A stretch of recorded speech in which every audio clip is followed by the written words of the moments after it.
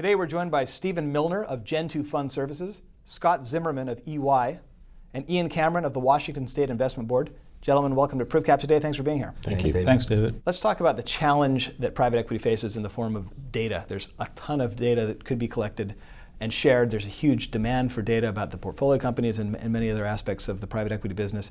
And yet there's a real challenge in actually sharing it in a useful fashion with regulators, with investors. Scott, your firm EY has done a survey recently, and what did it learn about the way that investors view the challenge of data? I think the conversation to this point has been very logical and sets it up nicely. I mean, the survey focuses on seismic shift and disruption, which is regulatory. It then talks about transparency and the reporting burdens and just, how much work they have to do. It then talks about, there aren't really any solutions out there from a systems or a technology, so where does it end? It ends in data. So that's where we see data. We see data as now where everyone's focused, and we see the answer to the problem as being those who can harness that data the best. We still don't have good standards. ILPA and others are starting to think about that, but for large consumers of data, they're actually putting out their own requests and saying, here's what we'd like to see, and here's when we'd like to see it. Ian, speaking of large consumers of data, your organization, Washington State Investment Board, is one of the largest LPs in the world. You have relationships with many managers. Talk about the challenge of sorting all the data that comes your way, making it useful, and sharing it where it's necessary. We're looking at our entire portfolio, all the asset classes, and we're looking at examining risks across all of them. So in order to be able to have private equity feed into that, we need beyond the operational information that we need to kind of know how that fund is functioning, we need to get down to portfolio level data, and that has to be available to us so we can look at our concentration risk, we can look at liquidity risk, leverage, all those different things. And that's what's really, I see, shifting in the pension space. I think sovereigns are probably a little bit ahead of us. But I think that's where you're seeing is an accumulation of that data in order to analyze your entire portfolio and make sure your risk-weighted returns are where they want to be. And so in order to get that, how we get that and how we process it, that's our challenge, is trying to figure that out. I mean, we've actually developed a data warehouse at the SIB that we utilize extensively. We use Tableau as a tool to draw that information and put it in a usable format for our investors. But I think that's the key is private equity funds need to be able to provide that data in a timely way, first of all, and in a common format that can be easily uploaded and brought in. And the struggle with private equity is always timeliness, I think, because you're going to get some lag factors, but we can factor that in. I think it's about grabbing that data for us and bringing it into our warehouse first so that we can use it. Steve or Scott, do either of you see resistance from either GPs or the portfolio companies in sharing data in a useful and a timely manner? So there's a couple of driving issues. So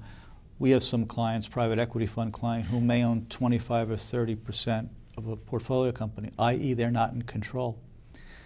They have a different seat at the table in terms of asking for information than someone who's a control investor. Separate and apart, we fill out something called a Form PF, private fund, and an SEC filing. And depending upon the size of the fund, the data actually gets into the portfolio companies. And so when we try to get the data from the portfolio companies, there is sometimes reluctance. Where is this data going? What's it going to be used for? Can my competitors see it? Ian, you work for a public institution which is subject to Freedom of Information Act requests.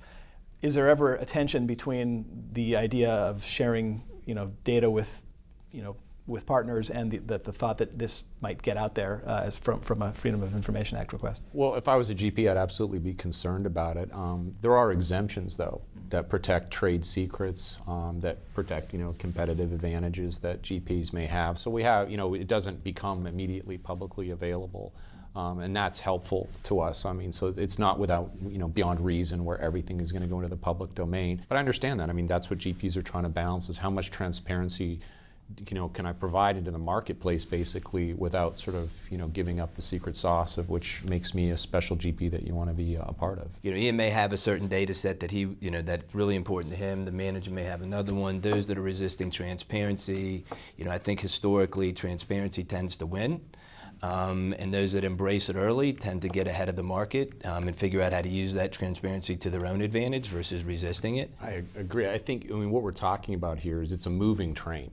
And if you're getting on it, that train's going to keep going forward. And I think it is digitization. And you think about some of the processes that still exist in private equity, how capital call notices are delivered. All those things are just ripe for change. And then, the next step for us, once we, are able to gather this data, put it into a usable format, right now we're probably desktop application is what we're talking about. But ultimately, our investment team travels like any investment manager. They're going to want it on mobile devices and be able to access this. And I think that's exactly what Scott's talking about as this moves forward. I agree. We're at early innings on this, but the train has left the station. And I think they are very much in the sweet spot of where things are going to go. I love what you just said. The train is, it's left the station, it's moving, who's going to jump on and who's going to get there first.